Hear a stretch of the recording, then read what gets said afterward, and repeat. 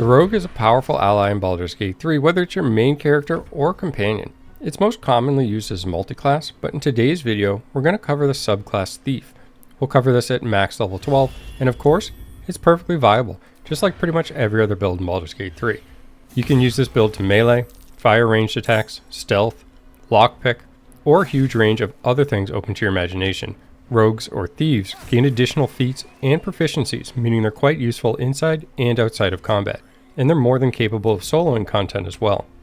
Today's guide will mainly focus on in-combat gameplay, since that seems to be the aspect most people are interested in for the first playthrough. Later, in another video, we'll definitely go through some of the things that this class can do outside of combat as well. As a level 1 rogue, we gain access to sneak attack melee and sneak attack range, and both of these are very useful. In fact, the damage of these skills scales as you continue to level up, which means we'll want to make sure that we have advantage on our attack rolls as often as possible, and we'll have ways to do that as we continue to level up. The remainder of level 1 is spent using our ability points as well as selecting our skill proficiencies. Now, there are various items in the game which can alter your ability scores. For the sake of this guide, we're going to assume that you're not using any of those. And we're going to use 11 in strength, 17 in dex. Now, we're going to increase both of these to even numbers as we continue to level up. In fact, rogues actually get access to 4 feats as they get all the way up to level 12, which is more than most other classes. So we'll easily be able to boost these. The strength is going to have a little bit more than a neutral number, and this is because we want to increase our jumping distance. And the extra carrying weight isn't really so bad either. In fact, you'd be surprised how useful that can be in this game. Dexterity will eventually get pushed up all the way to 20. There are some other ways in game, as I mentioned, to increase this even further, and certainly you want to take advantage of that if you have the means to do so as you continue to play through. Constitution will start at 16, and we'll actually leave this here for the remainder of the game. This is just to give us some increased survivability, some increased saving throws. Intelligence, wisdom, and charisma we'll leave at 10 so that we don't receive any negatives on them. For skill proficiencies, I like to go heavy into athletics as well as stealth. I find athletics very handy for melee characters, and this character is kind of a hybrid, right? We can melee, we can go to ranged. However, what's really important is that we remain in control of our character. If we lose control of our character, we're fairly squishy, so we want to make sure that we're able to move our character around, perhaps go back into hiding, and so forth. So I like to bump that up to a fair degree. Acrobatics for the same reason. I just don't find it's quite as important as athletics throughout the course of the game, but it's still nice to have some. Stealth speaks for itself in this regard. Again, we just want to make sure that we can go into hiding and not get caught. And the remainder here for your last proficiency, you could really go into any of these of your choosing, whatever suits your playthrough the most.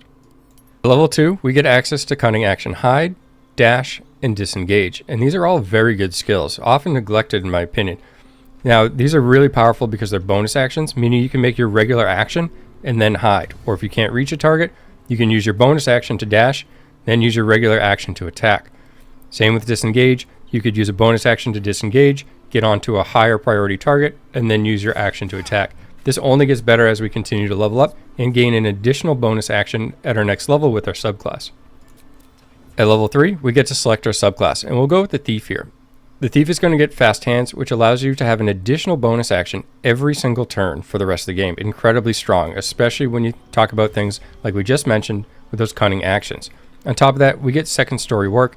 Basically, you gain resistance to falling damage. Not the greatest skill in the game, but it's absolutely better than nothing.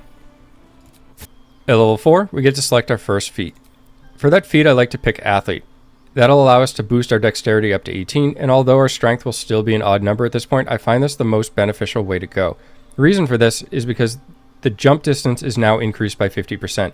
Mobility is going to be a huge concern for this class in this build, so you want to make sure that you have the means of getting onto targets that are worth being on. There's no point in doing damage to a target that isn't a priority when it's just going to have another target nuke the rest of your party on the following turn.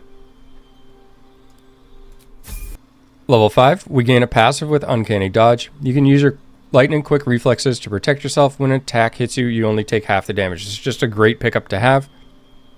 At level 6, we can select a couple more proficiencies. I like to pick up more in acrobatics here, just because it's the best of what we have for options, in my opinion. And personally, I go with perception. That's because I happen to have Sleight of Hand covered by somebody else. If you don't, then this is obviously a good choice of a character to cover that for you as well.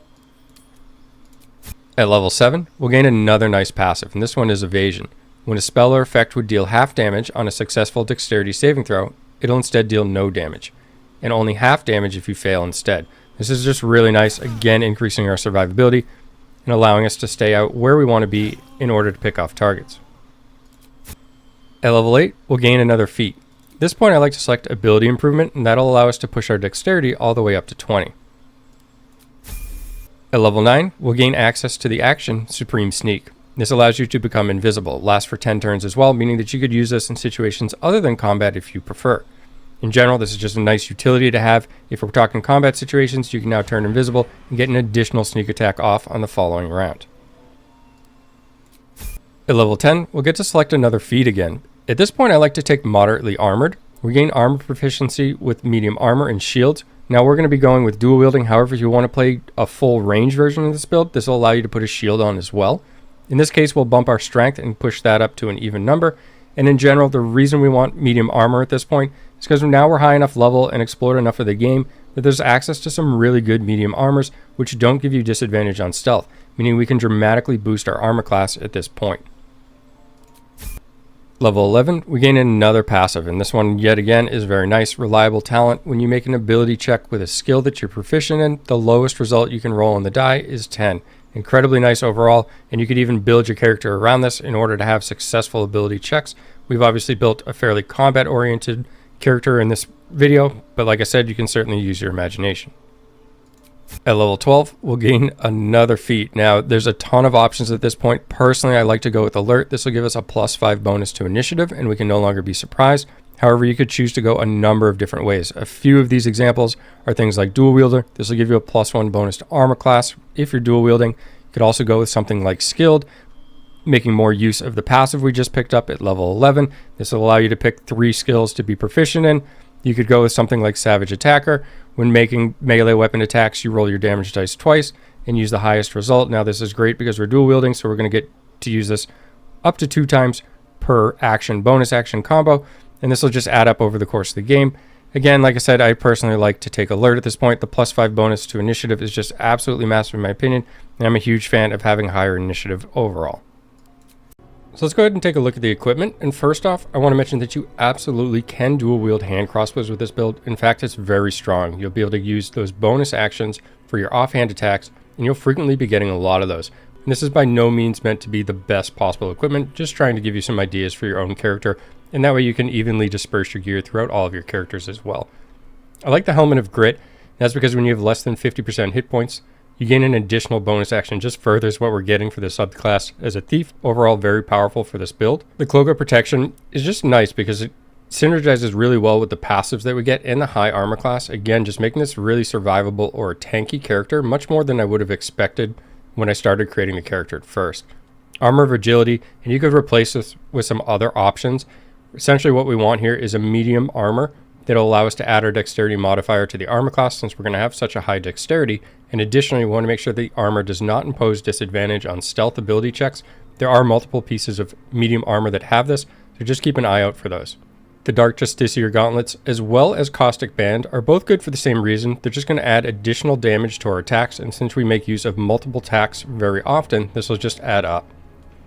I like the Line Breaker Boots, and that's because when we use Cunning Action Dash, this will also proc. With all the extra bonus actions that we have, it's pretty easy to work this in and gain additional damage on all of our attacks on that turn and later turns. And it's easy to refresh this, and often you'll find you're killing the targets and wanting to dash and just keeping this up anyways. For melee weapons, if you choose to go a melee route or want the option to, you could just want a pair of finesse weapons. These are a pair of legendary weapons which are very strong on their own regardless of your build, but the idea here is to make sure that you have 2 finesse weapons to utilize that high dexterity score that you have. In the next slot, I actually just have a crowd control neck. There's something to just round out this character fairly well. There's certainly some other viable options as well. For the second ring, I'm using Shifting Corpus Ring, and this is just for the added ability to turn invisible when needed, allowing me to get additional sneak attacks off. For the ranged weapon, in this particular example, I'm using a longbow, and the reason for that is the improved critical. I wanted to see if I noticed the effect of this improved critical stacking with this offhand that I have. So far, I haven't noticed enough of a difference to warrant it over dual-wielding hand crossbows, but ultimately this choice is up to you as well. As always, thanks for taking time to watch, and have a great day.